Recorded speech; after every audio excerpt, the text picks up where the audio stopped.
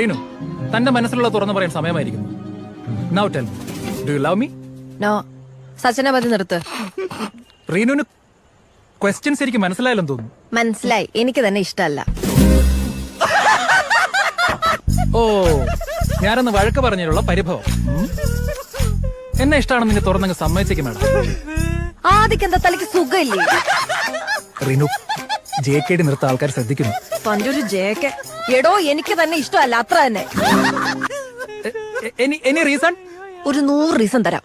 എടോ, ആ ട്രിപ്പിന് തനിക്ക് അറ്റൻഷൻ കിട്ടാത്തതിന്റെ ദേഷ്യല്ലേ താൻ അന്ന് ആ പ്രൊജക്ടിനോട് തീർത്ത്.